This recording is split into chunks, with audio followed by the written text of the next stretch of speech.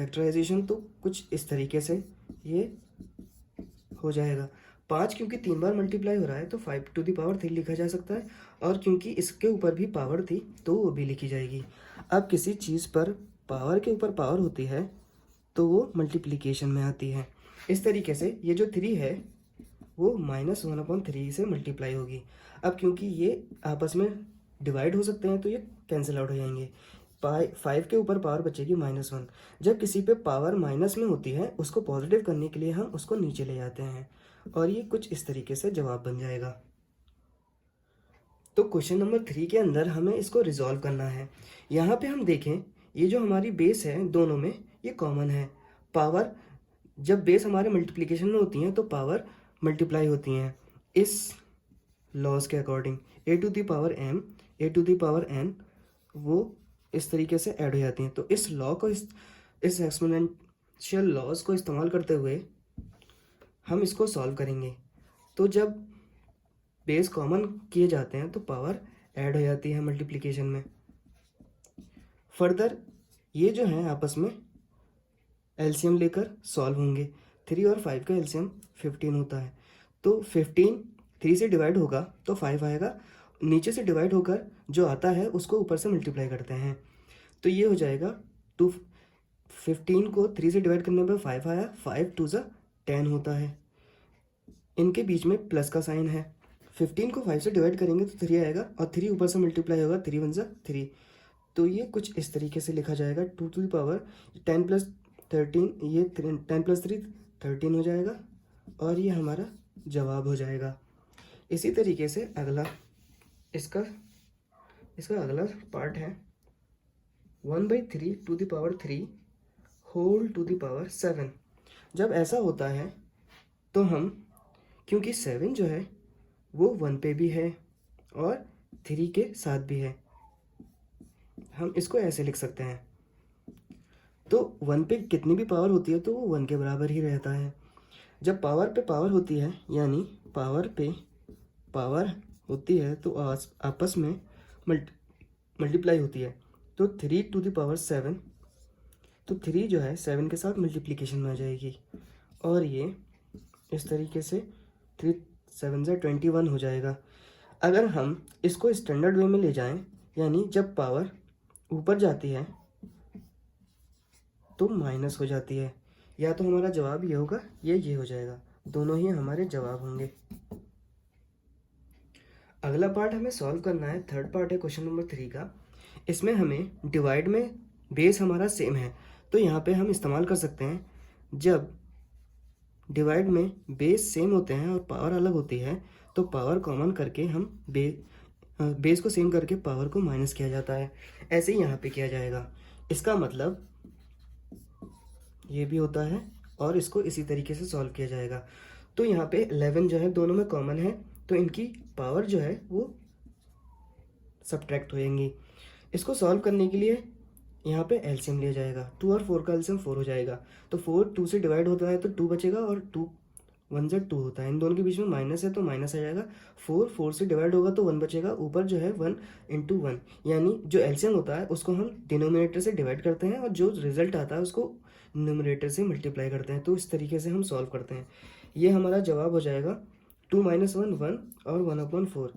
ये इस तरीके से हमारा जवाब बनेगा। इस तरीके से इसका अगला पार्ट जो है fourth part 7 to the power half into 8 to the power 2। यहाँ पे हमारा लॉ इस्तेमाल होगा जब पावर सेम होती हैं और बेस अलग होते हैं, पावर सेम है और बेस अलग हैं, तो बेस जो है आपस में मल्टीप्लाई हो जाते हैं और पावर कॉमन ले ली जाती है। ऐसे ही इसको सॉल्व किया जाएगा। यहाँ पे पावर सेम है तो बेस आपस में मल्टीप्लाई होंगे। इस तरीके से इसको हम 56 टू द पावर हाफ लिख सकते हैं और ये हमारा जवाब हो जाएगा।